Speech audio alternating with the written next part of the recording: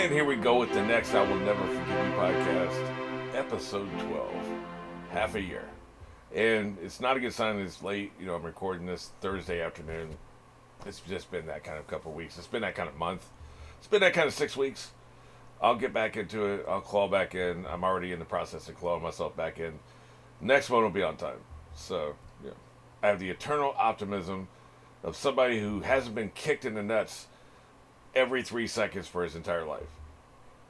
Although I have. Part of my life. Anyway, we're not here for that. We are here for promotion. So, the state of Tier 3 Patreon is kind of sucks right now. Didn't get any early access this time. I'll get better about that next time. Haven't figured out what I'm going to do for the special video. I am not doing reactions. That's just slow effort. Look, reactions are work. But I feel like I can do more. I can do something that's higher effort, an essay or something. I don't know. We're September 4th. I want to do a special video for Tier 3 for this month as a perk for, supporting me on Tier 3.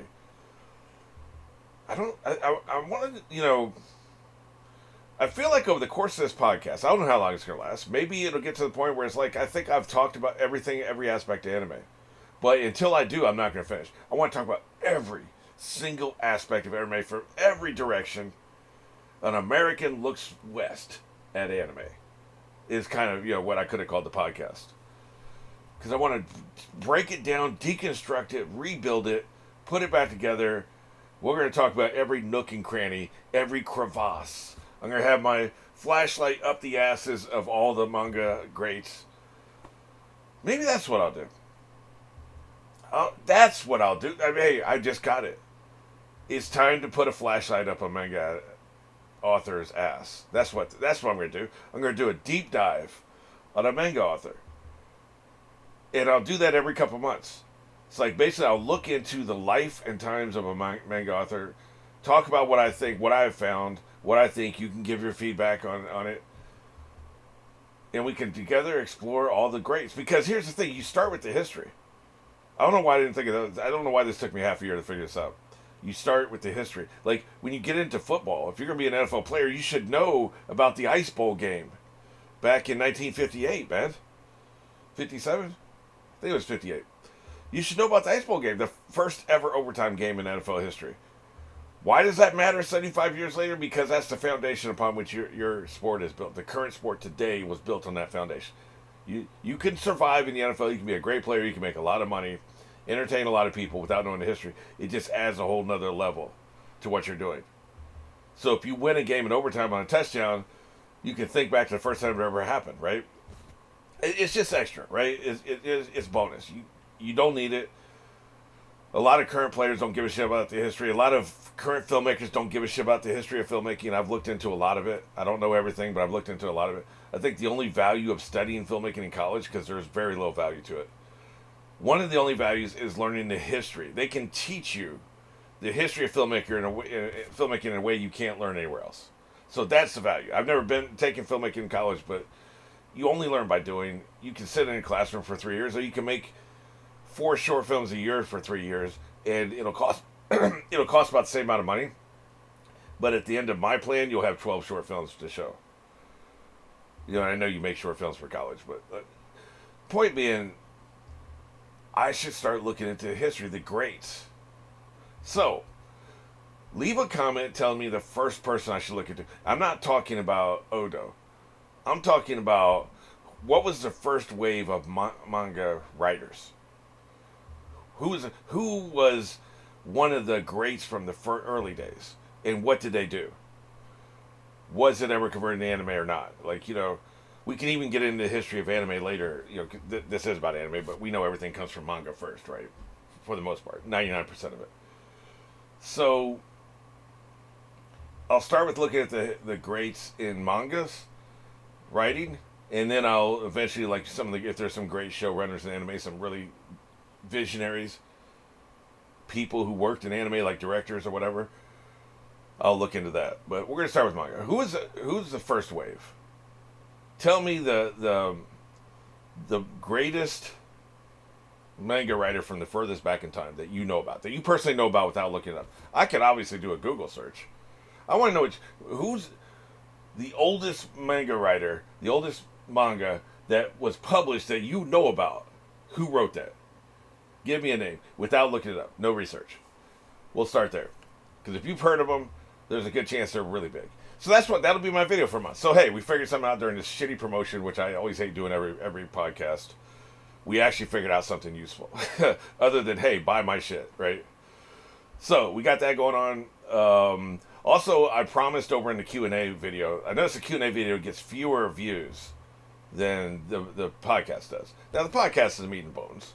The podcast is the OG. This is where it all happens. This is where the magic happens. There would be no Q&A feedback video if there wasn't the podcast video. So this is where it happens. You should swing by the feedback video, though. Because sometimes it gets only half the views. And I feel like you're missing out. And I know, the last one's 3 hours long, and people look at the runtime and they're like, I'm not even going to try it. But I also noticed it only has, the average duration of anybody watching it was only 24 minutes. You can skip around. I now have it labeled, different people's names, so you know who I'm talking, whose feedback I'm responding to at any point in the video. And also I made this one shorter. It wasn't intentional, just kind of how it worked out. I got fewer questions this time. So it kind of didn't have as many tangents.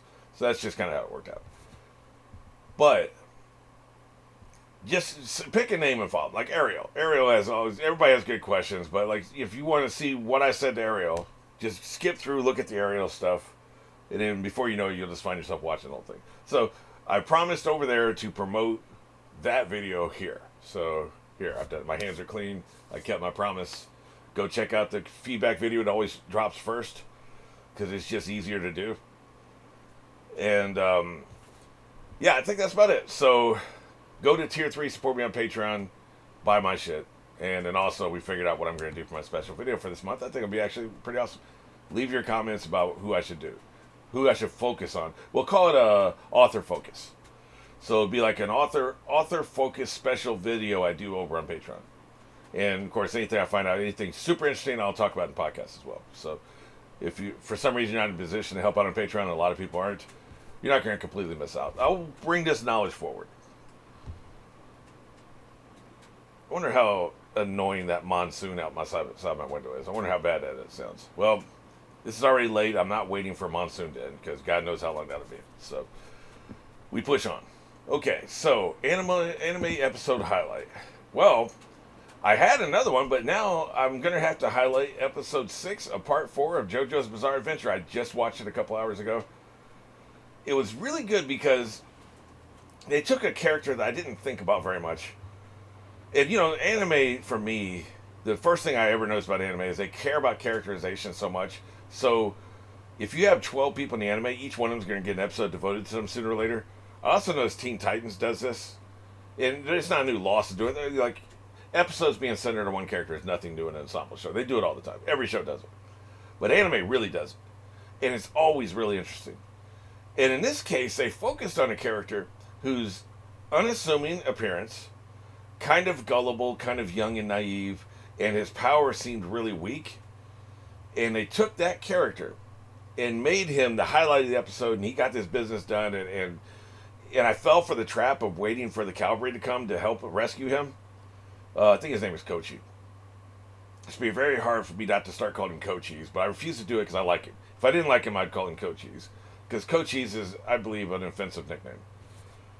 But his mother and sister were in danger. They had been taken hostage. And this guy was using that to try to extort money out of our hero, Kochi. And I kept waiting for the others, Josuke and Jotora, and there's another guy, to come in and rescue him, to show up, to see what's going on, or, we're worried about you and stuff. Forgetting that in this show, typically the rescue doesn't happen. Typically people have to get themselves out of their own messes. So they will encounter something, they have to defeat them, and then they move on, right? But they were by themselves. Most of the time, you have to get yourself out of your own situation. Nobody's coming to rescue you. It's just not that kind of show. There's no damsels in distress here. And I fell into the damsel in distress trap waiting for the rescue, and then come to find out, he pulled his own self out of the situation. There was no time left on the clock. He threw up a desperation 3, and it went in, and he won the game, essentially. And I tell you, man, I really like that. See, I went into the episode not giving a shit about him either way. He's a load. He's a damsel in distress. He's the one we're going to have to watch out for and take care of. And the first half of the episode didn't do anything to dissuade me of that because he got himself into a stupid-ass situation.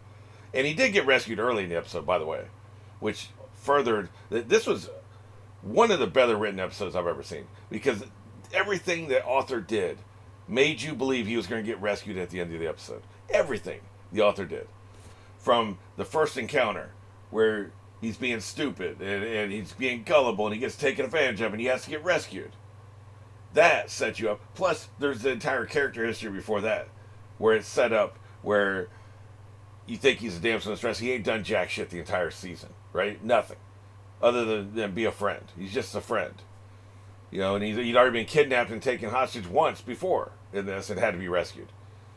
So, but then, episode 5, the previous episode, he showed a slice of bravery. He showed a little glimmer of bravery. He was still scared, but he showed some gumption that I really liked, and I did talk about that in that episode.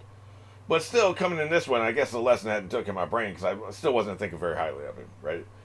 So I was like, whatever, you know.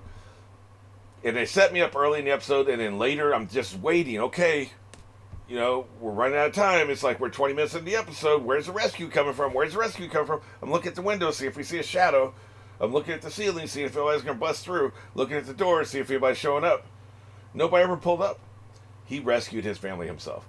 He's a man, and he took care of his business. He took care of his family by himself the way a man does.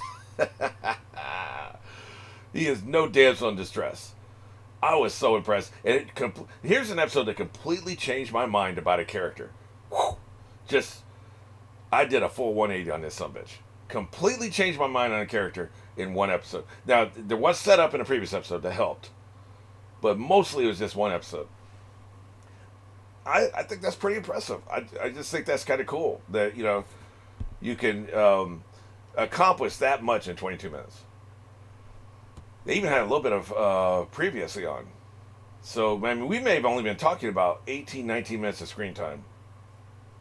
Set up a completely new villain, have 2 encounters with him, get his ass saved the first time, and the second time he has to save his family. All within a very efficient 19 minutes. Episode 6, Part 4 of JoJo's Bizarre Adventure, top notch. They nailed it. I really like that. Alright, the next thing is a pre-recorded segment, and this one is about, I finished 2 anime about 10 days ago, so I recorded my thoughts immediately, and so I'm going to hand off to that, and then we'll come back. So I'm going to start a new segment, because I've started to finish anime series.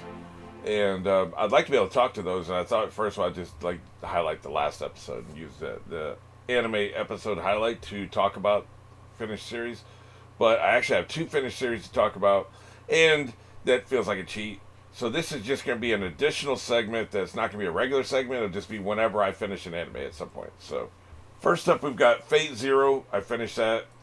It's interesting because the 2 shows I finished them in 2 consecutive days. I finished Fate Zero one day, and I finished Steins Gate Zero the second day.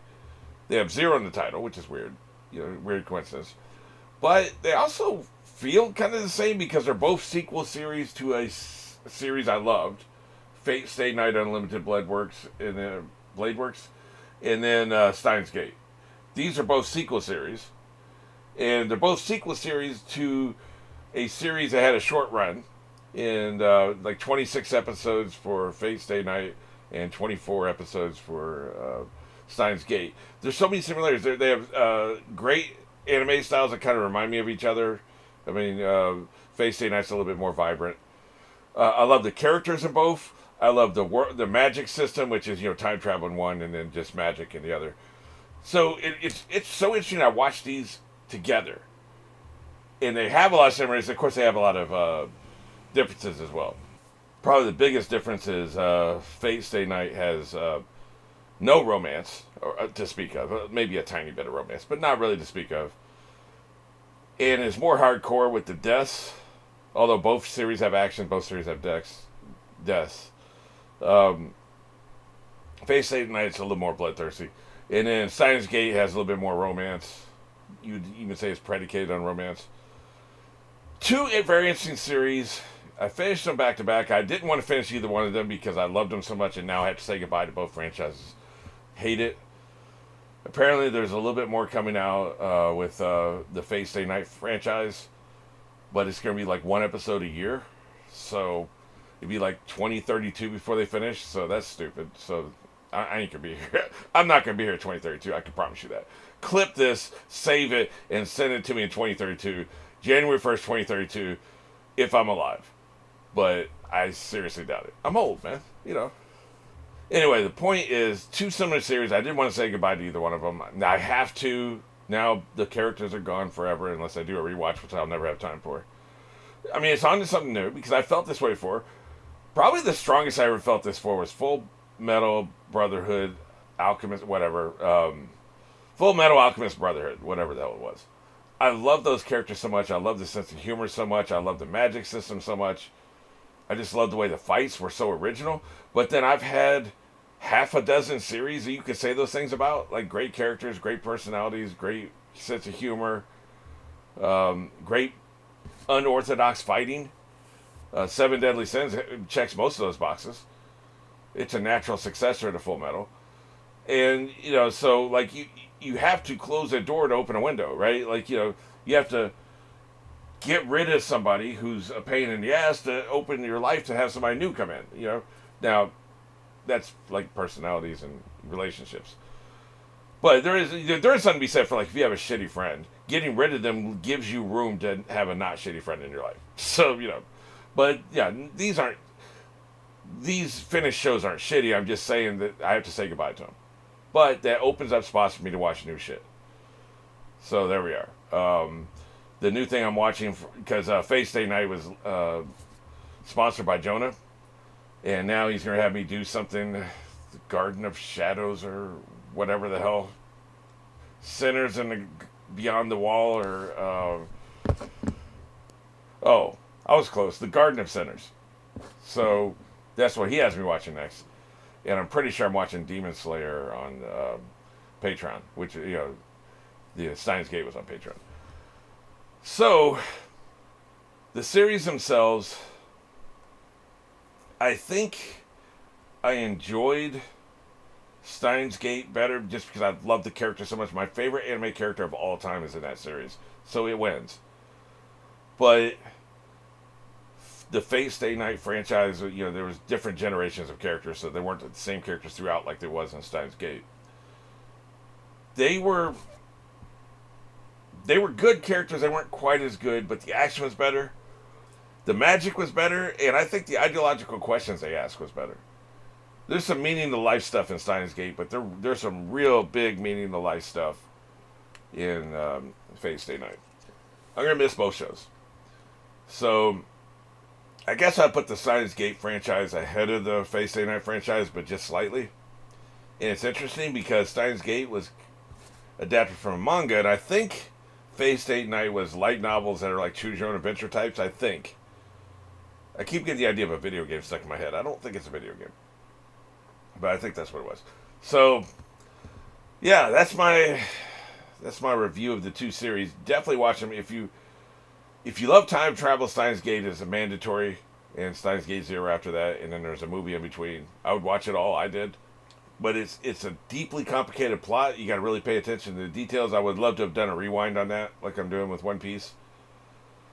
And then if you want just heavy action and then some interesting interrelationships, various people, because you have the masters and the servants, and their kind of relationships, and the servants are eternal.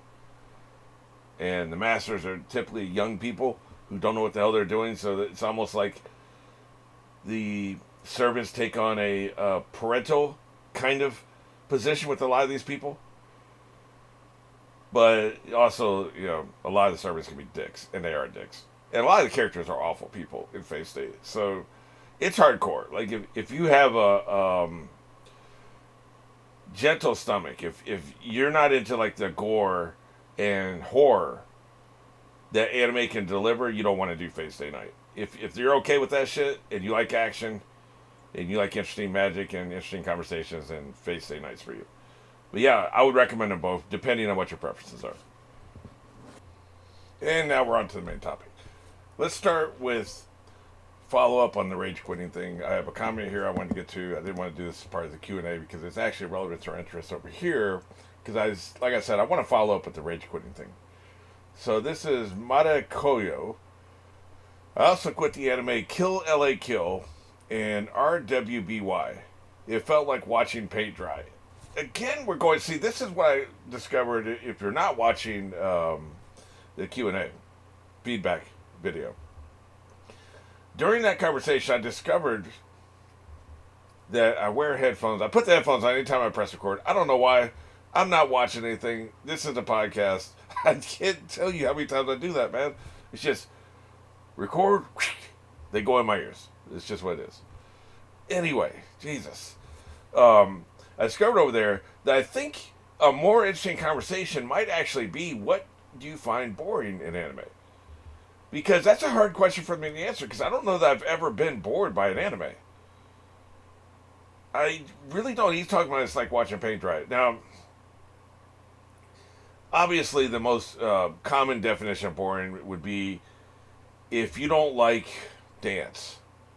And this is a story about people who dance. They talk about dance as dance instruction. They're doing dance training, and then they're doing dance competitions. And you just don't like dance, you're like, you have no interest in it. That's boring, okay? But is that, but like, if the anime is called When We Dance, you probably wouldn't even start it, right? So I think it's more about, let's start with this. What is Kill LA Kill? Like, what's just the synopsis? What is it? Student council president, whatever, and her underlings dubbed the Elite Four rule this academy. They have the school under complete control thanks to their special outfits, Goku uniforms, that give them superhuman abilities. When transfer student, somebody who is searching for her father's killer, comes to the school, she challenges the Elite Four to battle that quickly consumes the school. That sounds awesome. That sounds great. So probably what it is like, see if you like action. It's a lot of shipping crap and romance and a lot of talking, and they never get around to fighting, right? It takes forever to get around to fighting. See, I can see that being boring. Interesting. Yeah, okay. This actually sounds like a good story. I won't remember this. I won't remember the name. I won't remember the synopsis. But right now, if you put it in front of me, I would start watching it. So that's where we are, right? Let's see what the other one is. RWBY. It says this is an American animated series, not anime. Interesting. In the supernatural universe of Remnant, 4 strong girls are training to become huntresses, which are humanity's only hope in defeating the shadowy and threatening creatures known as the Grimm. That sounds awesome. And this is like watching paint dry. What is it, a bunch of shipping crap and they never get around to fighting? I don't know, man. So, by judging by the synopsis, if you were expecting there to just be combat throughout the school, in the first case, and then we're running around the woods looking for the Grimm as huntresses in the second case, and that's not what you're getting, I can see it being boring. If there's like a lot of conversation when you were expecting action, you know, Game of Thrones has action, but like there's a lot of this conversation, but it's very interesting conversation. But if somebody just wanted the action, I could see them being bored with Game of Thrones. What specifically makes you bored? That's an interesting conversation. It's something I want to think about. Because like I said, I don't think I've ever been bored with an anime. I'm trying to think. I don't think I have. I guess I was bored by, again, it's not anime. I guess I was bored with Last Airbender. Because the jokes were just too immature. That can be boring.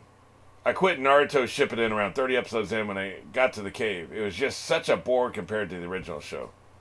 I know exactly what you mean because I think episode 29 is filler, where they're defeating the creatures that are just like them. The cave arc definitely took a long time. I don't see it because I thought the original Naruto and Shippuden and then Boruto are all equally good. I know prefaces. I'm not shitting on what you find entertaining. I'm not doing that. You know that. You know that by now, right? Like, you know, I'm just talking about me. So,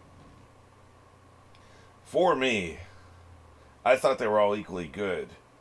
I thought Shippuden was better, but you only got 30 episodes in. And the first 30 episodes are generally slower. That is true. So I guess I can see being bored with it. Uh, the last sentence of the this is talking about rage quit. Last sentence of the comment. I also rage quit Death Note a few episodes after episode 26 out of 37 total.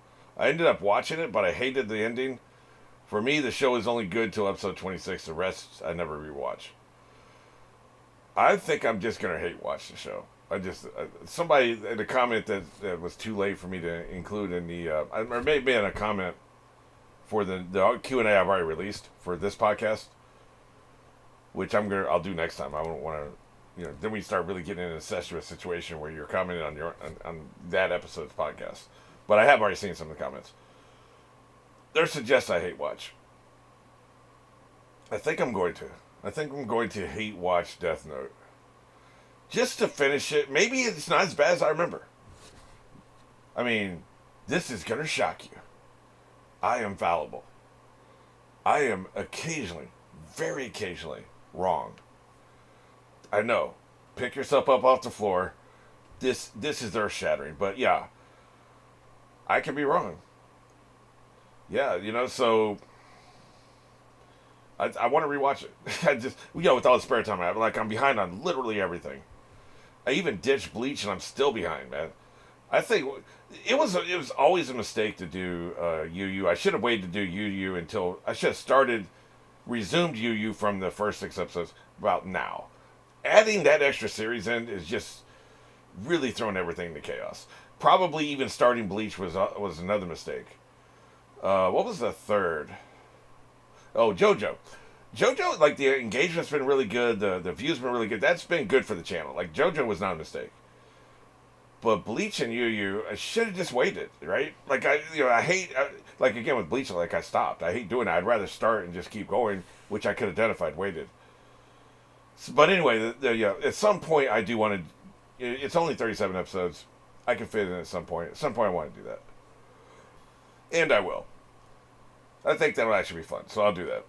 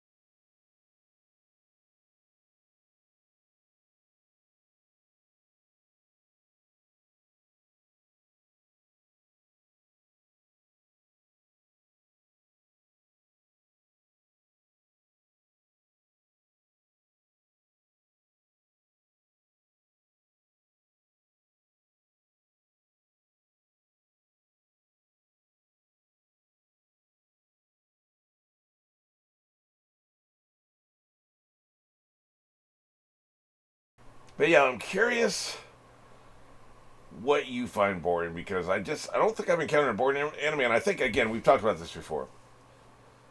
I watch anime in a very different way than everybody else on the planet. 90% of the anime I watch is curated by people who are paying me money to watch something that they enjoy. You're not going to, in most, a lot of cases, we're not talking about a huge amount of money, but it's money that folds. It's not spare change. It's money that folds. It's money. It's real money. They are paying me. They're not going to do that for a show that sucks. They have curated this. This show is good to them. It's finished well. It didn't shit the bed at any point. It starts strong. It finishes strong. Although Paul had me,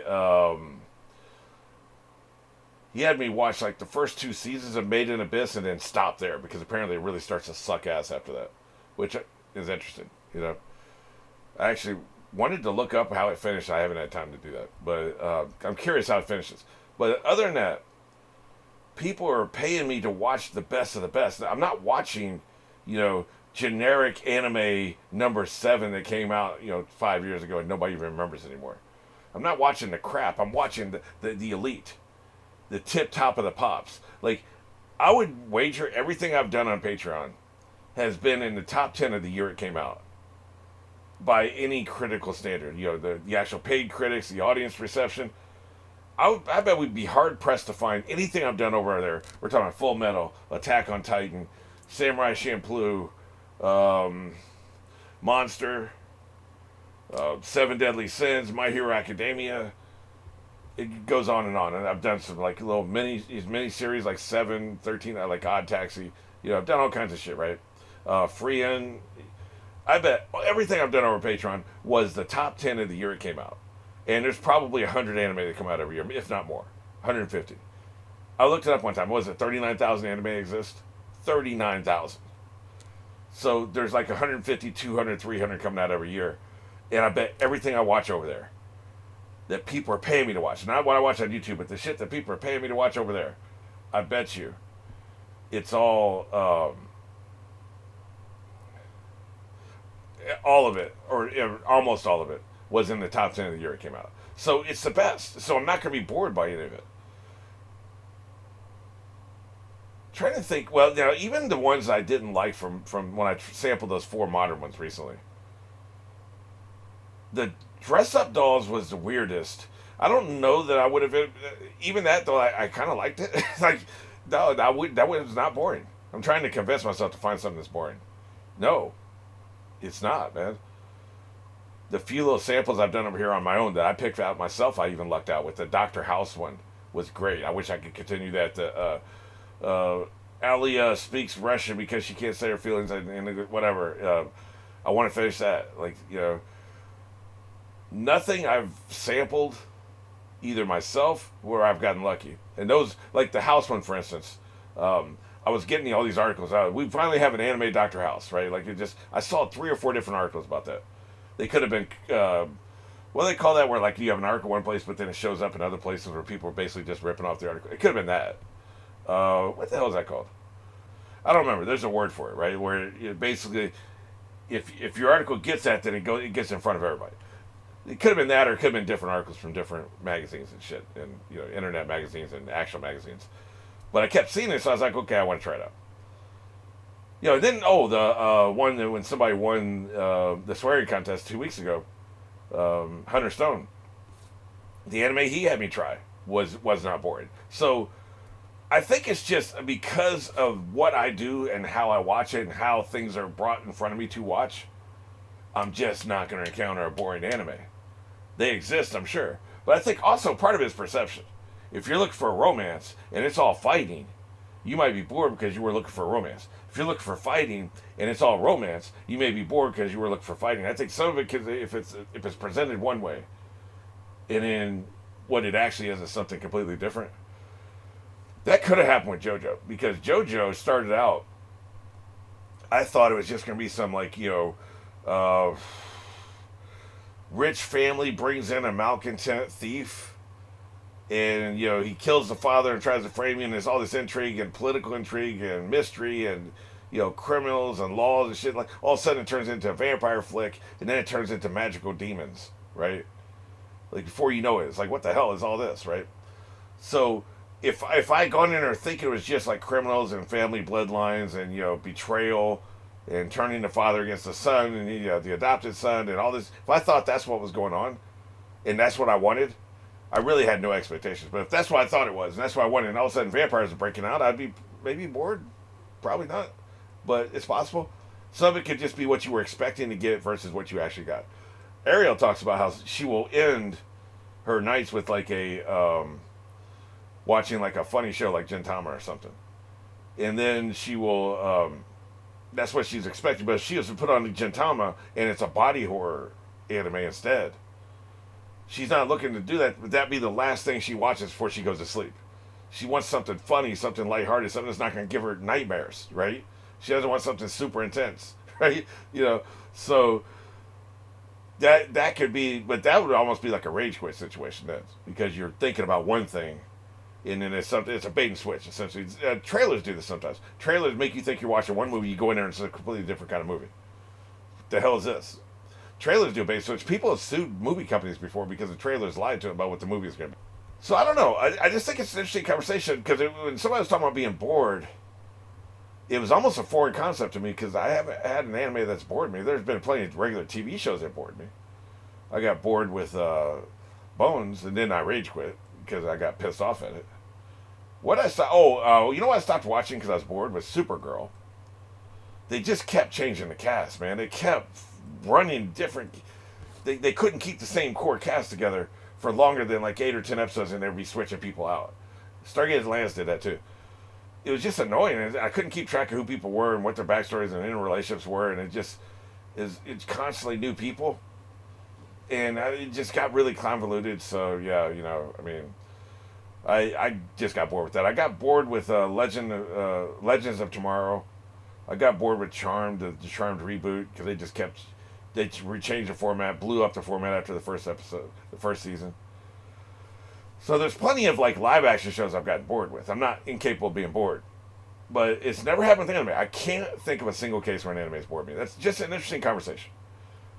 So let's table this for now. We'll return to it at some point. I would love to hear your thoughts on what you find boring in anime, or more people talking about, because this Mada Koye has said Kill LA Kill and an RWBY were boring.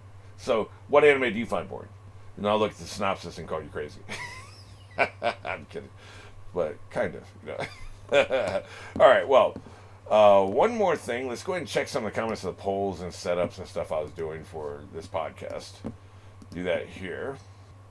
All right, so I ran 2 polls for this main topic of which main character is the worst part of her anime, which main character is the worst part of his anime. So, first for his anime, the options were Luffy, Naruto, Midoriya, and Melodius. Melodius won over 50% of the vote. The second place was Midoriya. Interesting. I thought maybe, we'll talk, there's 3 comments. So this might be addressed here, but I thought Luffy was going to win, I'll be honest. For me, Luffy, I could see people thinking Luffy is the worst part of his anime. People have literally told me that they've stopped watching because of Luffy. So that's one of the reasons I thought that. The first comment is from somebody. They have a V, a bunch of I's, T, and a bunch of R's. So good luck pronouncing that. I have no idea what the hell that is. So no shade. I'm just saying I don't know how to pronounce your name. So imagine if Gentaka was on that list. Yeah, no shit. By the way, speaking of that, I can't wait to get back into it. I'm going to watch some probably tomorrow. I've been missing Gintama. It's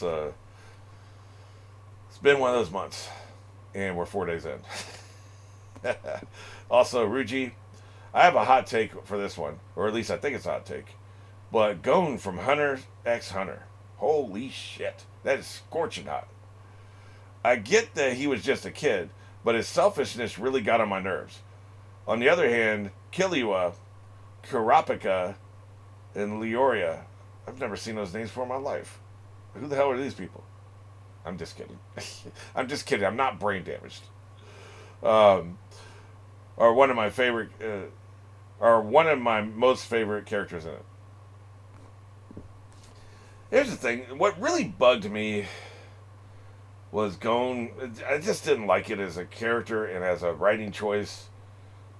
He gets all depressed because he thought, did he think Killua was died, or was somebody died, right? Somebody died, and he goes into like a fugue state and is just inconsolable and turns evil and uses up all of his life force to get big and kill somebody. And then that puts his life in danger. It's towards the end of the series.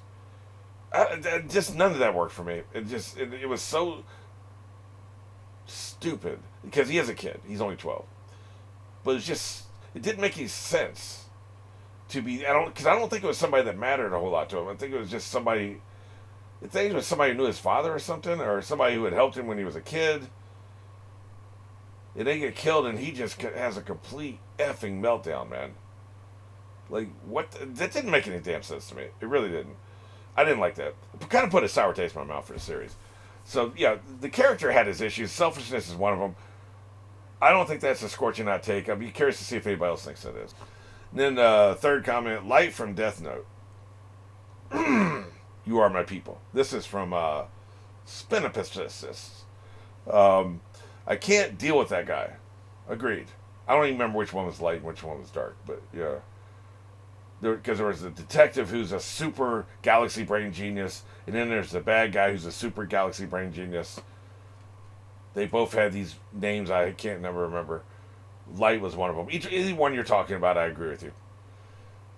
Sadly, that's why I haven't been able to finish that popular and iconic anime. Man, F that anime. If I wasn't only like 20 minutes into this podcast, I would definitely drop it up on there. It's not fair. No, I've told people don't do it. Don't pick a time in the first half hour. I'm not doing it. I like to hoard my potions, my healing potions. I'm not going to use a healing potion in the first 3 levels of a game. I always save my F-bomb for when I really need it. So there's a certain strategy here to me. I'm not rigging the game. And, by the way, now we've had winners 2 weeks in a row. I think we're going to have to go back to the 2 minutes next week. But no, we'll stay at 5 until we get 3. If we get 3 in a row, I'm definitely moving back to 2 minutes. Can't be handing out gifts every week. But, like I said, this does make up for the first 10 of not getting it. Nobody winning. So, we'll see. We were on a losing streak, now we're on a winning streak. So, I won't change anything just yet. But I just don't think it's fair to drop it. Because I could just drop an F-bomb in the first minute and just be, F y'all, ha ha ha, right? So I try to hold back a little bit. Sometimes, though, like the last week when I thought it was too early to do it. And I actually regret it. It kind of slipped. I was like, God damn it. And I never want to be in a situation where I edit it out and then use it later. Because that is cheating. And once you start cheating, that's a really slippery slope. I don't like cheating anyway. I don't even cheat at solitaire. What the hell's the point, man? What? I don't cheat at all because I'm not good at it. And it'd be really embarrassing to be caught cheating. And then you don't get any pride of victory. So like, yeah, if you're cheating for money and you need money really badly, I guess I could be in that situation. I could see it possibly, but like I'm no good at it. And man, would that be embarrassing when they catch you. And then of course, if they're serious, then you can get really hurt cheating. So, but here, like, I'm not going to cheat, but like I sometimes hold back.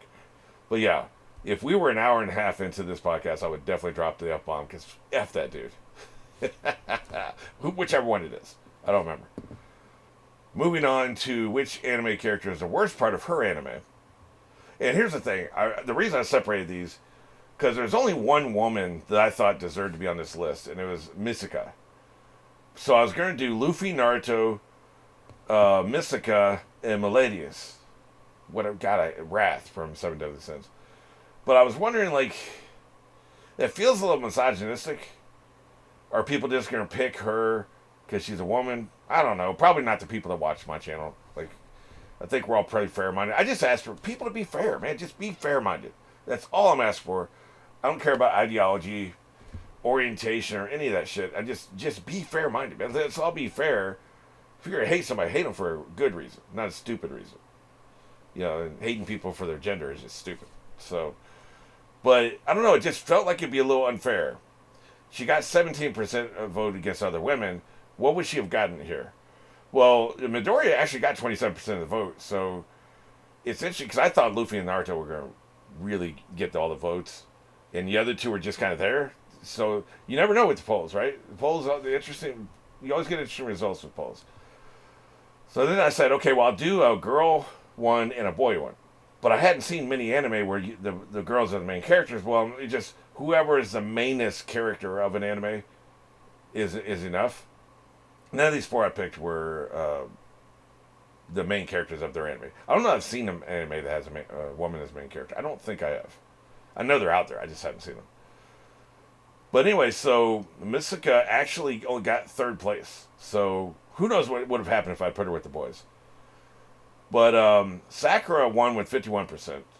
Elizabeth from Seven Deadly Sins, 22% is number 2. Misaka is number 3 with 17%. And then Orihime, whatever, from Bleach is last place. So she's the least sucky of all these. It was interesting, too, because I was like, well, couldn't really think of, like, what I was, what I wanted to do, like how to pick these, which ones to use. So I looked up a list, that said the 10 worst female characters in anime. Sakura was number 1 on the list. Orihime from Bleach was number 2. People apparently hate her, man. They hate her. I didn't see that from Bleach. I thought she was great. Maybe she sucks later on. I don't know. Mystica was on the list and Elizabeth was on the list. And there was like 6 other people I didn't know who they were. They weren't on animes. So they weren't on animes I'd seen. So I said, well, these are 4 pretty good people. So I picked those 4 out of the list. But Sakura being number 1 and Orihime being number 2 is a little interesting. And then, but I understand Mystica because she would be my pick probably. Even though Eren sucks. Eren is a terrible main character. He'd be my pick for worst main character. I didn't put him on the list. I should have probably. But that felt too easy. I don't think there's a debate. He probably would have got 90%. And he's basically the villain in the story. So that's, you can have a villain protagonist. Look at the show Dexter.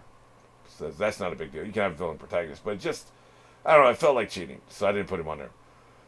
But let's go to the comments. First of all, Nanda Taz, recent contributor to my comments, but every time it's been an interesting comment. Misaka genuinely felt like she needed a therapy, not because her parents got killed in front of her, but because of how consistent her personality is and Eren bias. Yeah, that's kind of what I was driving at. I can't really find anything about her besides that. I don't get it. First of all, I don't know why you would be romantically interested in somebody you grew up with, even if, like, I know he did rescue her. The Japanese may have different ideas about this. It could be a culture thing. I think in American culture, if you're together by the time you're 5 to 10 years old, and you share a household from then on, if it's before puberty, I think you're always going to look at them as a sibling. Does it happen? Sure. There are actual, real biological siblings who hook up, so anything can happen. But it just didn't make sense to me that they grew up together. I know he rescued her, but it didn't make sense to me that she would love him romantically. So, I don't know. I mean, like, just something about her was off. She was a badass, so I love how much she was a badass. I love action girls, right? So that was great. But other than that, yeah, there's just not much interesting to her. She almost feels like an appendage, right? And then there's a way too long of a comment from Bree-san, but it's a very passionate defense of Sakura. And the thing that's interesting about this, now you should definitely go there and read it. Go to the poll and read it. It's like, because at the time, 60% of people had picked Sakura. That's actually gone down to 51%. So maybe this comment had an effect. Maybe people read the comments like, what the hell, man? But Bree-san starts off with, I guess 60% of people still don't understand what linear development is. It goes on from there. It's a really good comment. You should definitely check it out. You got to start your defense on a character you love with a banger line. You got to start that first sentence. It's crucial. Because nobody's going to read. It's a huge wall of text, right? Nobody's going to read the rest of that shit if that first sentence sucks. That first sentence is a banger. That is an awesome first sentence, right? That's how you suck people in to read your whole defense. Like, this is why I love fans. Fans is short for fanatic. I love fans. I love when people are fans of specific characters. It's one of my favorite things. I love talking about characters. I love messing with the people. I wouldn't mess with Bree-san. She's a great Patreon supporter, but not just because she pays me. But I genuinely like her comments and the way she looks at things. So I'm not going to mess with her. But it would be fun too. I didn't put her on here, for instance, to mess with Bree-san. I put her on there because she was number 1 on the list that I saw. So the thing about this is, though, that I think Bree-san may not be fully conceptualizing is this is a reaction to Sakura as presented on the screen in the anime. I believe. I did say anime, right? I didn't. Yeah, I said anime. So we're not talking about the manga character. We're talking about the anime character. And I have been told from multiple sources, including Bree-san, that the show butchered the characterization of Sakura in the show. And we're talking about the anime, Naruto and Boruto. Because I've seen her in both. I've seen her as a kid and I've seen her as an adult. There's a lot of things they've done with her in Boruto I don't like either.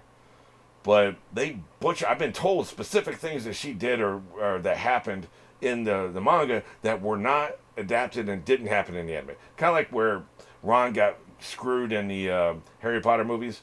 In the book, he's brave and strong and supportive. In the movies, just turn him into a moron and unsupportive asshole. Countless examples. There's YouTube videos on it. Butchered the character. They don't translate. They don't adapt what was in the book to the character, to the motion story, right? In that case, live action. In this case, anime. So people think Sakura sucks because anime made her suck. And I think that's the disconnect here, because Frieren is also familiar with the manga and everything that transpired in there, and can see the full character as intended by the author, and can watch the anime and kind of fill in the blanks. Okay, this is where she did we know what she really did. Here's why she did this, that, and the other that they didn't explain in the anime. Here's the thing she did that was cool, that kind of shit. She's much less of a damsel in distress in the manga. So a lot of people, including me, have not read the manga. We don't know this. We only know what we see in the anime. So I think there's a percentage of those people that just the anime butchered her character, and so that's what they're responding to. That's what I think is actually happening here. I could be wrong, but that's what I think is going on. So, but it is a great defense. You should definitely go read Brisan's comment. I love it. All right, so that is what people who responded to my poll think. Now, Eren is a terrible character. What the hell? My thing's going crazy here. Anyway, that was very off-putting. I hate it when the browser just, hey, I'm going to go do this. No. Obey me. Obey my commands. And you've been given a command by a human being. We run this shit. You are our tools. I can get authoritative with computers, believe me. Let's talk about, what a main character... Should the main character be the coolest person, the smartest person, the strongest person, the bravest person, the most resilient person? I think they should be one of those things. They should be one-ist thing for them to be the main character. Because I think sometimes shows, for instance, the best example of a shitty main character is Twilight. Bella Swan. She's not the coolest. She's not the smartest. She's not the bravest. She's basically the damsel in distress. She's the item that people want. Her blood tastes and smells fantastic and all this shit. Now, there's some of that blank slate the author puts themselves into it. That's a trope, and we all know this by now. A lot of people say Harry Potter is that. No, Harry Potter actually has characterization. Bella does not. But there are characters that are just basically you're supposed to superimpose yourself into that character, and then, there's not, they don't have anything strongly that that's not me, I can't be this character, I can't imagine myself this character because they're a vegan, or, they're not a vegan, right? So there's nothing there specifically to turn you off. They just want this some blank slate you can pour yourself into and vicariously live through, right? Bella is that. But still, terrible main character. I think you don't want the main character to be a Mary Sue, who's perfect at everything, but you want them to be perfect at one thing. The best at one thing. In Harry Potter, he was the bravest. He wasn't the smartest. God damn, that boy was dumb. He was dumb as a box of rocks. He was a major dumbass. To the detriment of the story, he was so dumb. But he was brave. And, that says something.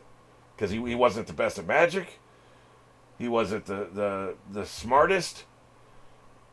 He wasn't the most handsome. He wasn't the most privileged. He didn't have any special physical abilities. All he had, he was brave. He was brave and would stand up to anybody and tell him to eat his ass. So that says something. There's something there. There's something you can hang your hat on. Then you have Luffy is definitely, for the love of God, not the smartest character in the show. He's the dumbest character in the show. And he's incurious, which is even worse. And so I think that's a turnoff for a lot of people. It was for me initially. And I still hate that he's incurious. He gets bored when people try to explain things. And it's just, we, the audience, are here for some of these mysteries, and Luffy doesn't give a crap about these mysteries. He doesn't care about the world building. He doesn't care about the social plight of people. You know, he'll help people that are in need if if he's aware, if he's cognizant that they're in need. But a lot of times, it's a complicated, nuanced situation, and he's not intelligent enough. He's not curious enough, and he doesn't have the patience to figure out what their problem is, what they're suffering through, what they're going through, to even help them. Yeah, he sees a kid that's hungry. He can understand that. He can conceptualize that, but he can't conceptualize a wage slave. He can see, well, these people are getting paid, but what if like their company's stealing time from them, and isn't allowing them to go on enough breaks, and is just not paying them enough for what they're worth and what other people are getting. Like, could he comprehend any of that? Like, probably not, right? So, our boy's a dumbass, and it is annoying. But worse, like I said, his lack of curiosity is super annoying. But he's the strongest, and he's the most loyal. Also, he's just really funny. So that's another thing. Your main character can be the funniest person in the show. They're typically not. And so many times, because I watch a lot of videos that are like, booktube videos where they review books, and they're always talking about how the main character is bland. And I think one of the problems here is like the author understands you don't want to marry Sue. So you have the main character who has the one attribute. They have to be the ist of something. The bravest. It's okay if they're smartest as long as they're not also the bravest and the best at magic and the strongest and the fastest and all this other shit, right? The coolest. They can be the strongest or whatever, but other people need to bring other things to the table. So what they'll do is the author, okay, well, let's bring in this woman who's very smart, can figure shit out. Yeah, let's bring in this guy that can shape change into creatures that can help them out. And then we got this person that's got magic skills that can help them out. And all that shit. So then you've got the ensemble. And so a lot of times, because the main character only has one attribute that they're the best at, if the audience likes a certain, like, for instance, for me, the comedy relief character is probably going to be one of my favorite characters. Willow, Fred were the comedy reliefs, but they were also, powerful in their own right in other ways, but they were the comedy relief for their respective shows. And so you're going to gravitate to the comedy relief. And then, of course, the comedy relief can also be sad, and if the actor's really good, which they both were, then that pulls the heartstrings and you like them even more, right? So I like the comedy relief. So if the main character is the comedy relief, I'm going to like them most, which is why Luffy is my favorite character, even though I was initially turned off on him. He's my favorite character because he's the funniest character in the show. And Chopper is my second favorite character because he's the second funniest character in the show. So, and so on, right? So if you like the magicians, the sidekick who's a magician is probably going to be one of your favorite characters, if not your favorite, rather than the main character. And then say you like the shape changing, you can turn into a wolf and a shark and all this other shit, like Beast Boy on Teen Titans, right? You turn into all this shit. Then you'll like him more. So if the main character had all these attributes, you would like the main character most, but mostly they're going to have one or two. The ensemble will have the rest. So it's what attribute you like the most. But I think there's also a second factor here, which is screen time. I think the more screen time any character gets, the less of a chance they're going to be your favorite character. I think it is a one-to-one connection. Absence makes the heart grow fonder. When a character can lean in and tell a joke and then dip out, you're going to like that. You're going to be like, well, you're going to remember that. So the main character has 500 lines in the episode, and Bender, the robot, has 3 lines, and every one of those 3 lines is funny, and one was the first 10 minutes, one was the second 10 minutes, and one was the third 10 minutes. They only had the 3 lines. You're going to remember those 3 lines, even though the main character had 500. Bender only had 3. You're going to remember the 3 because of brevity, and the fact absence makes the hearts grow fonder. Wow, I wish we had more Bender. Well, if Bender was in the episode the whole time, you wouldn't be thinking that. You would have enough. So I think that like the side characters just don't have enough screen time to annoy you, to piss you off, to do things that are going to turn you off. The main character typically is going to have the most screen time. So there's more opportunities for them to do or say something you don't like. I think that really, because I've seen this so often in all these booktube reviews I've seen and other critical reviews of other things, TV shows and stuff like that. I consume a lot of that stuff. What do people think of things? Just to kind of like see what the cultural zeitgeist is for things. And so often I keep getting back, main character bland, main character bland, main character is annoying, main character is the worst part of the show. I think there's a certain hot take element to that. Well, hey, they're the main character, but they suck. Hey, that makes me interesting to think this, right? But I think more likely, absence makes the heart go fonder. The amount of screen time you're giving is a much greater chance to piss somebody off, annoy them, or bore them. Maybe. Brevity is the soul of wit. So, looking at a show, let's see an anime. I just finished Steins Gate Zero. So, let's run this through that. Okay, so we've got O'Hare, I guess I'll just call him the main character, the mad scientist. Gets most of the screen time in almost every episode. And he'll do this like fake voice, mad scientist thing, which might be off-putting to some people. He has a derogatory, belligerent sexual tension with two different female characters at different times. Not at the same time, thank Christ. And so that could be annoying. But really what I found annoying was this constant whining and despair. And, oh, God, I give up. And look, I haven't been through what he's been through. I probably feel the same way, but this is entertainment. This isn't real life. We're here to be entertained. And it's annoying when a character is curled up on the floor sobbing all the effing time. Does it a bit too much. So, I don't know, man. Like, I just, there was, he gets so much screen time, one of these things is going to annoy you sooner or later. So he's not going to be your main character. Then we get Mariushi, who isn't in every episode, and sometimes, depending on the circumstances of the plot, which I won't spoil for you, she may be missing for 3 or 4 straight episodes. And she'll dip in for about 5 minutes an episode, and she's a comedy relief, and she's also very sweet. She's got a great voiceover actress. That also helps. Very endearing, very cute, very naive and passive. And so there's a lot there to like.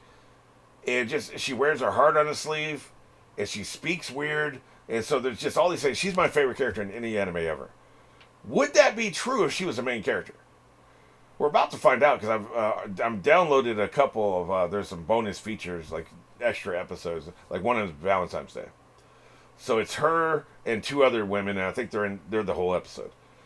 Will I watch that and be annoyed with her? Maybe. We're not doing any big high drama sci-fi concepts. The men aren't going to be in it, it doesn't look like.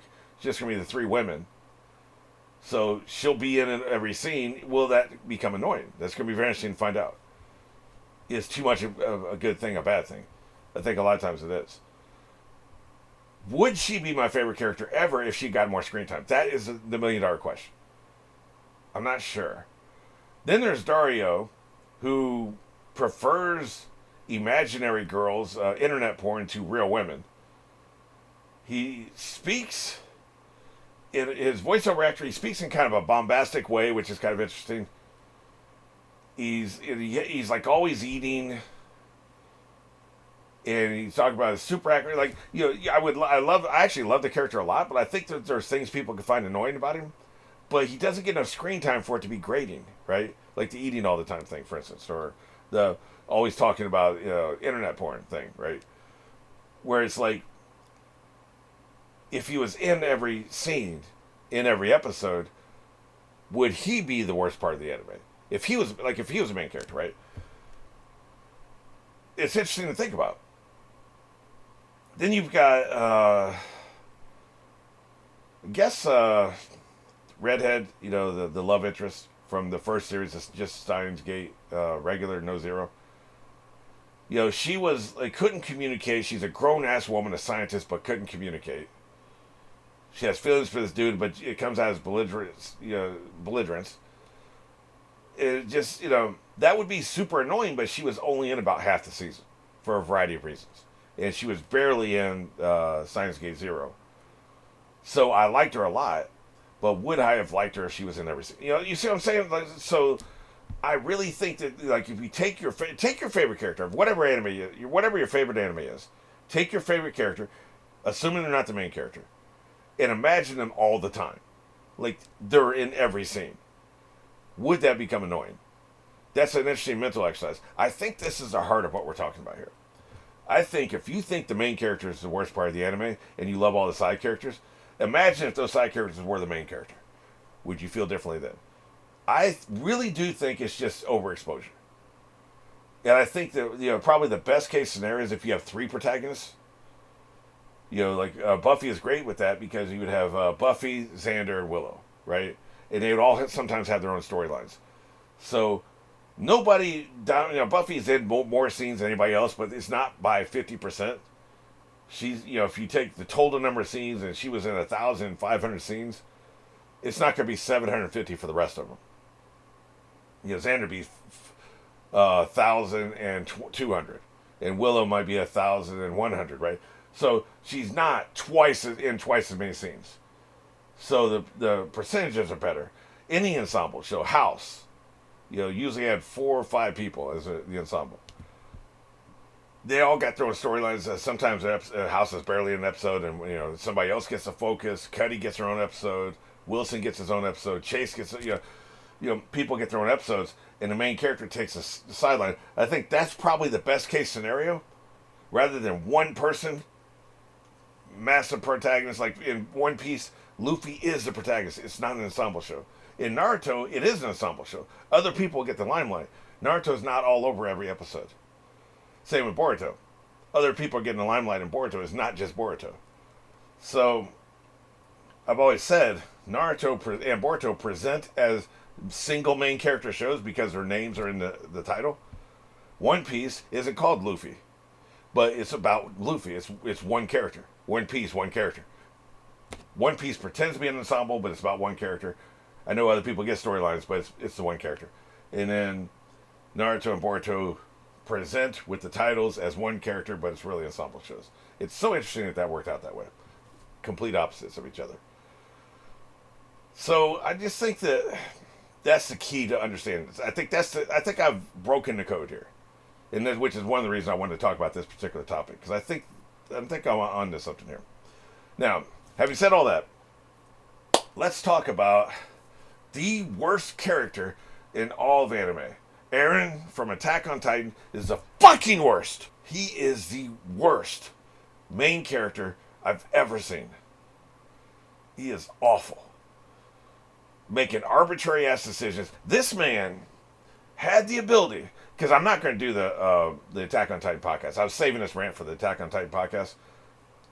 There's been zero interest in it, so I'm not going to do it. But I'm going to do something else instead of that. I need a backup. If I'd had a backup podcast, this would have been the perfect week to do it, because I just didn't have time to get this out on time. Here I am Thursday night still recording, right? So one of the things, with all the spare time I have, I've got to figure out a way to get a backup podcast so that this never happens again. That's the plan. Well, hopefully we'll get to it. But, so, this is what the rant that would have been in that one, right? He's the worst, man. He had the ability to do anything. He had tapped into all the Titans. And between all the Titans, he had the ability to do anything. He could have used the source. He was tapped into the source of all the magic, right? He could have used that to create any kind of a solution he wanted. He could have created, replaced the leadership. He has the ability to remove memories. He could remove memories of the rest of the world, of their island, and bought them hundreds of years, and made it seem, he could make it so they can't see the island. They can't see it on maps, and if the ship's going by, they won't know it's there. You could have saved your people. You could have claimed all your people that were on the coast, bring them to your island. The island would be the sanctuary. And all your people are safe in the world without slaughtering millions of people. He could have done anything. He chose, he acts like it's the only option. He chose to slaughter millions of people. He's a villain. But those are his choices. Just as a character, he just never really clicked for me. He never made sense. He didn't connect with anybody. He had his childhood friends. And did he ever make another strong friendship other than those 2 childhood friends? Like, he's not engaging with people. He's not having a dialogue with anybody. It's just all imposed. I know there's like they're doing a time loop story. You know, spoiler alert. I guess if you're this far into this rant, I guess you've seen it. So, but that was the author's choice. The author chose to make the character this way, right? And so he's a supervillain pretending to be the hero of his story, and essentially because everybody thinks they're the hero of their own story, and every supervillain thinks they're a hero.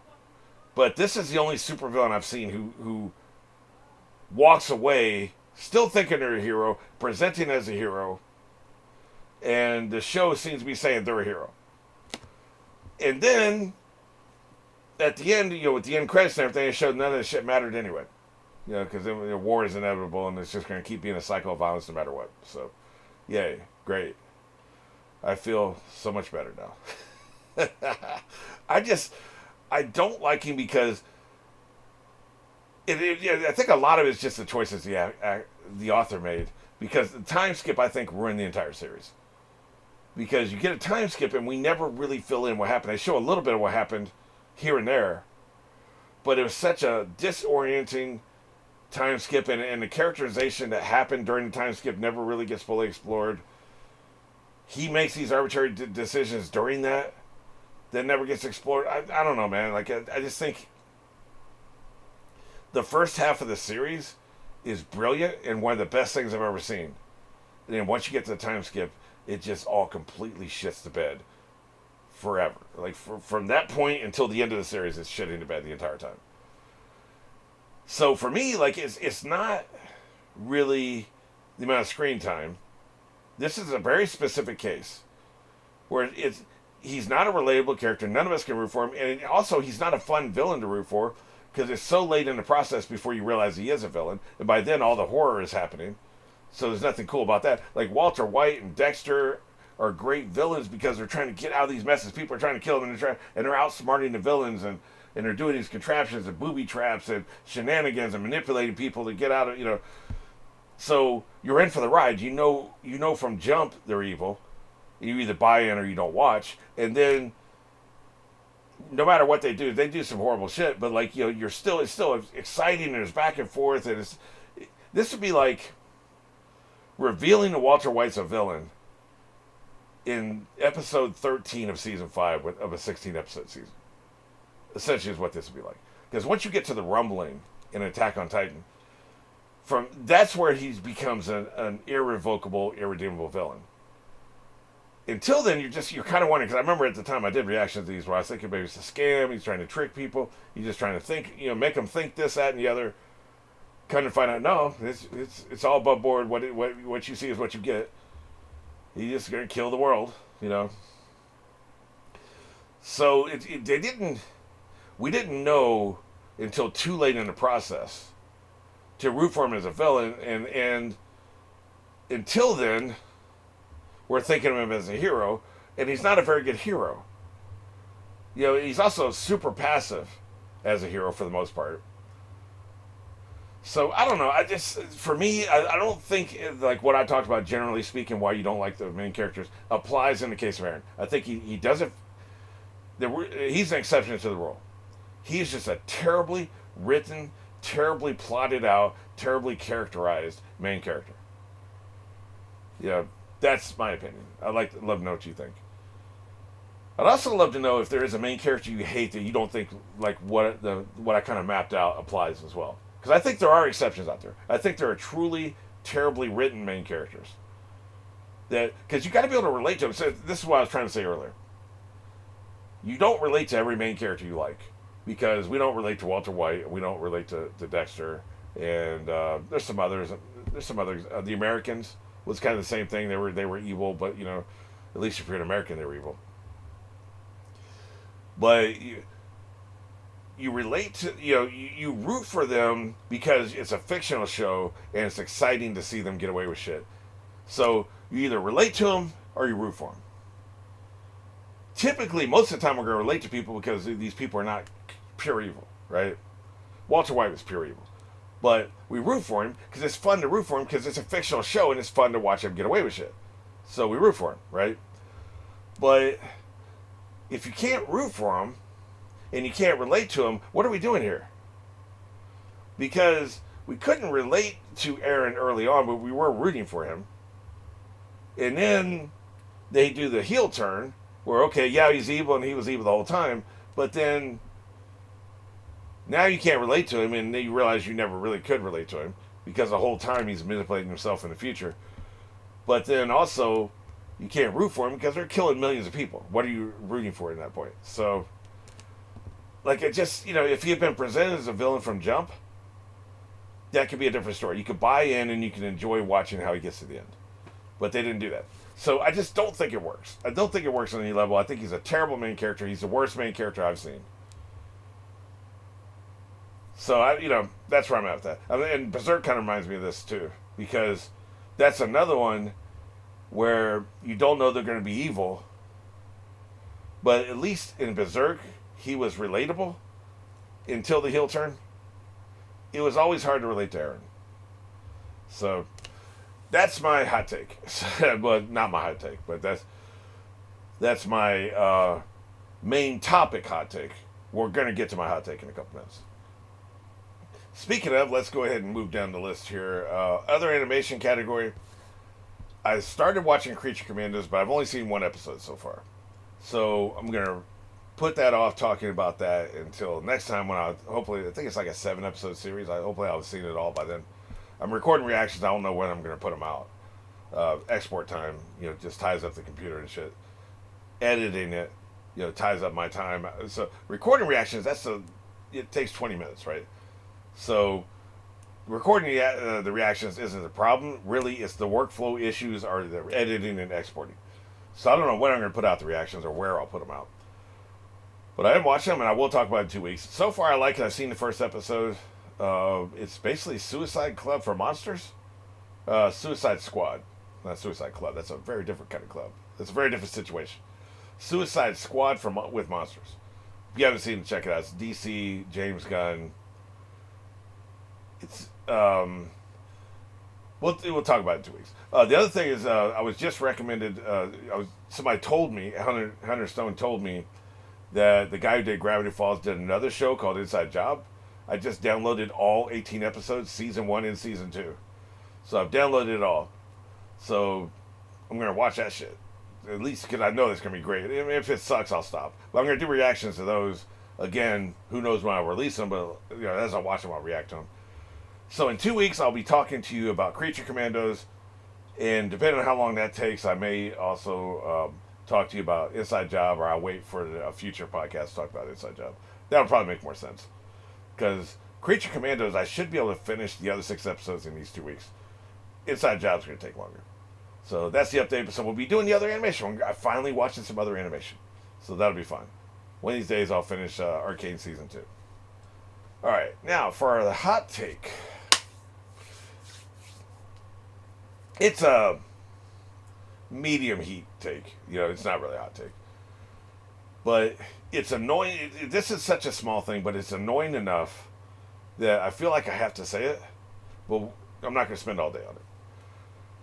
Stop using human beings to make animal noises in anime. Just stop. For the love of God, stop it. One Piece is the biggest offender.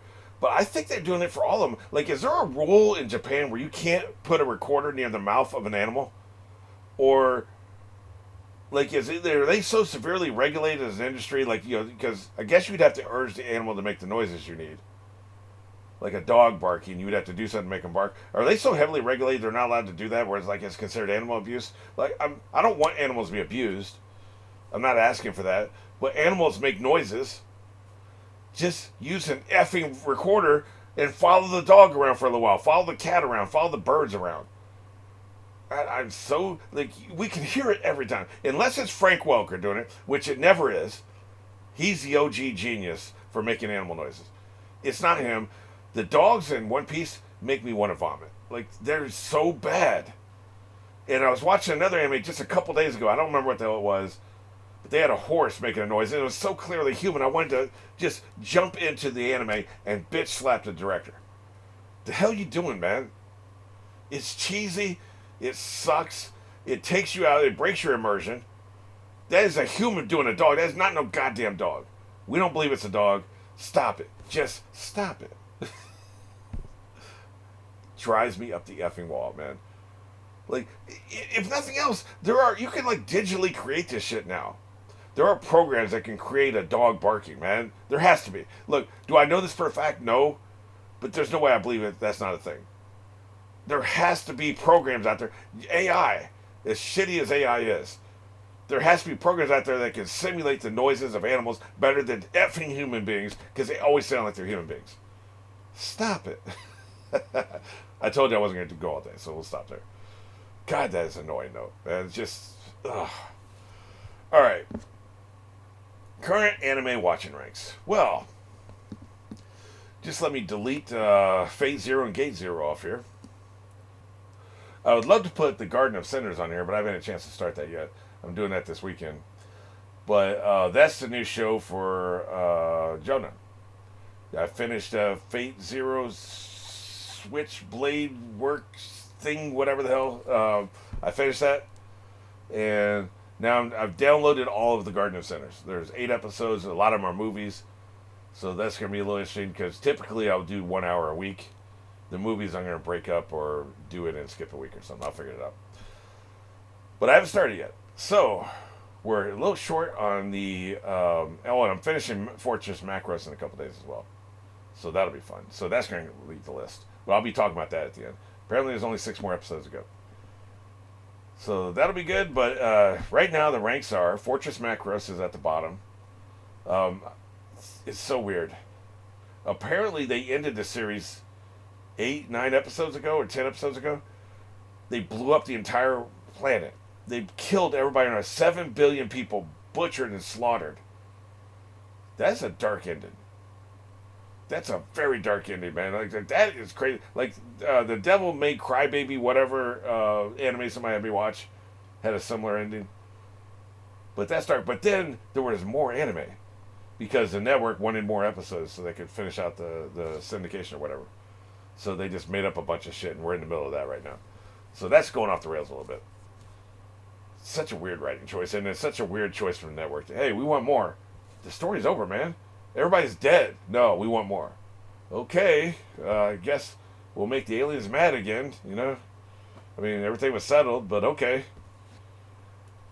We'll see how it finishes out. UU is next. I don't know, man. I haven't actually... It's possible I haven't watched any since the last podcast. I've been really behind. I'm going to do a marathon this weekend. So, more on that next time. But they're next on the list. Boruto's next. I haven't watched any of that. I'm going to do a marathon on Monday. Same story, different day. So, you know. No, I think that marathon is going to be on Sunday. And then UU is going to be on Monday. But, yeah, I haven't had a chance to watch it. So, 7 Deadly Sins. That has also finished, I think. But there's 10 more episodes. What is this, man? What was it, that truck country-ass Joe Bob? I think it was Joe Bob's Theater. They used to have this thing where it's like there'd be a movie every Friday night. And then you have a host. Elvira was one of these. They'd have a host. They'd come in, hey, I have a movie for you this week. And I'm all hot and sexy. And here's what the movie is. And then for a commercial break, she would come back in. And every now and then she would say something in the movie like, you know, so the monsters come up behind the person and they don't notice, and they'll have her come in on the screen and be like, watch out, or some shit like that. She'll just have a comment here and there, right? But and then he did the same thing, and it was all monster movies. But he had a catchphrase: "When the monster is dead, the movie is over." He wants, as soon as the monster is dead, he wants them to roll credits. That was his mantra. That was his catchphrase. That, you know, he hammered that into us. You know, because I would watch him every week, right? He was always criticizing movies if they didn't go roll credits a second. Like, the second he hits the ground and his eyes close, those credits better start rolling. When the monster is dead, the movie is over. Anime apparently don't believe that. Essentially, we're done with the story and we got 10 more episodes. So what the hell, what is going on? I don't know. But they're on the list there. Gintama's next. Cannot wait to watch that some more.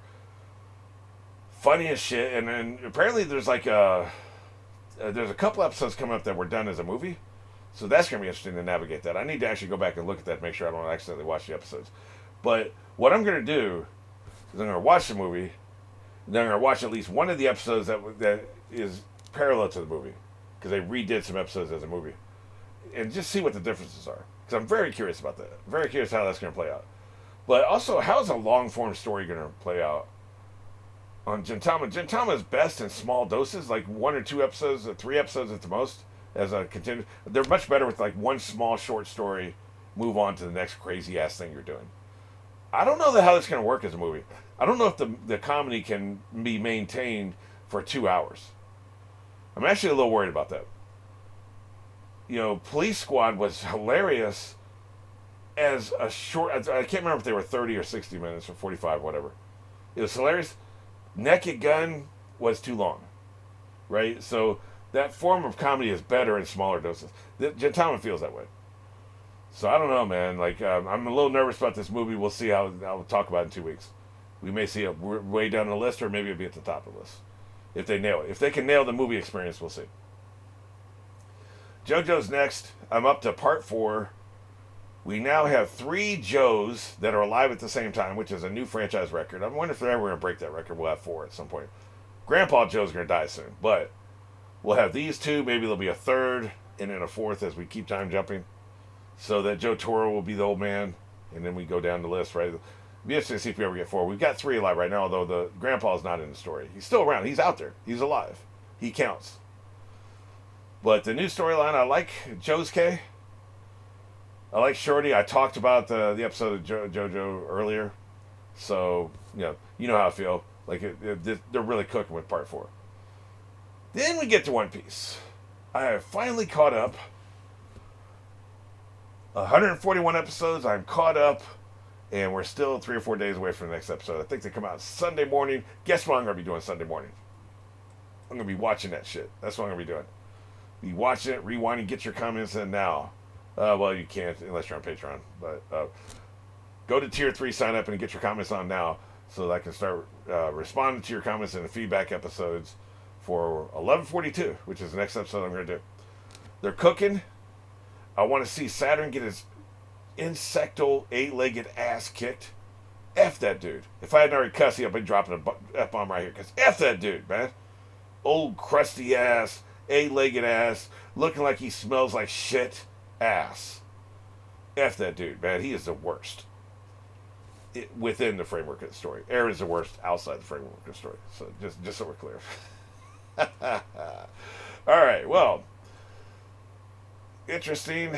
What are we thinking about for next podcast topics?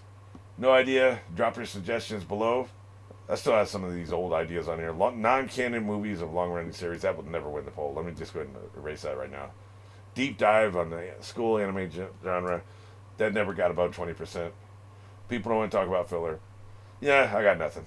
I'll figure something out in a couple days of the poll. But until then, this has been I Will Never Forget.